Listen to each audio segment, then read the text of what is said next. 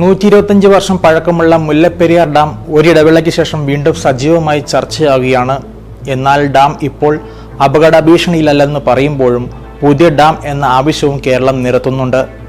മുല്ലപ്പെരിയാറിലേതുപോലെ സുർക്കി മിശ്രത്തിൽ നിർമ്മിച്ച കർണാടകയിലെ തുംഗഭദ്ര ഡാമിന്റെ ഗേറ്റ് തകർന്നതും കേരളത്തിന് ആശങ്ക കൂട്ടുന്നുണ്ട്.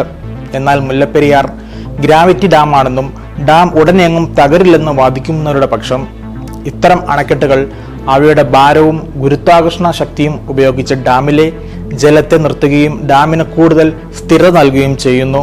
അതായത് അണക്കെട്ടിന്റെ ഭാരം ആണ് വെള്ളത്തെ തടഞ്ഞു നിർത്തുന്നത്. അടിത്തറ വിസ്തൃതി കൂടിയതും മുകളിലോട്ട് പോകുന്തോറും വീതി കുറഞ്ഞതും ആണിവ. അതിനാൽ തന്നെ ഇവയുടെ മുകൾ ഭാഗത്ത് വെള്ളത്തിന്റെ തള്ളിച്ച കുറവായിരിക്കും. കോൺക്രീറ്റ്, മണ്ണ്, കല്ല്, സുർക്കി മിശ്രിതം എന്നുവേണ്ട ഭാരവും ഉറപ്പും കൂട്ടിപ്പിടുത്തവും നൽകാൻ കഴിയുന്ന ഏത് പദാർത്ഥങ്ങൾ ഉപയോഗിച്ചും ഗ്രാവിറ്റി ഡാമുകൾ നിർമ്മിക്കാം. കാലപ്പഴക്കത്താൽ അണക്കെട്ടിന് ബലക്ഷയം ഉണ്ടാകുന്നു എന്നതിനർത്ഥം വിള്ളലുകൾ ഉണ്ടാകുകയും അവയിലൂടെ ഡാമിന് ഭാരം നൽകുന്ന കല്ലുകൾ സുർക്കി മിശ്രിതത്തിനൊപ്പം ഒലിച്ചു പോകുകയും ചെയ്യുന്നു എന്നാണ്. ഈ ആശങ്കയാണ് മുല്ലപ്പെരിയാറിന്റെ കാര്യത്തിലുണ്ടായത്. എന്താണ് ഗ്രാവിറ്റി ഡാം? ഗ്രാവിറ്റി ഡാമുകൾ സാധാരണയായി ജലത്തിന്റെ തള്ളൽ അവയുടെ ഭാരം കൊണ്ട് പൂർണ്ണമായും പ്രതിരോധിക്കുന്നതാണ്. അടിത്തറ വീതി കൂടിയ ഗ്രാവിറ്റി ഡാമിന്റെ പ്രവർത്തനത്തിൽ 3 പ്രധാന കാര്യങ്ങളാണുള്ളത്. റിസർവോയറിൽ സംഭരിച്ചിരിക്കുന്ന ജലത്തിന്റെ തള്ളൽ, അണക്കെട്ടിന്റെ ഭാരം, അടിത്തറ ചെലുത്തുന്ന സമ്മർദ്ദം എന്നിവയാണ് ഇവ.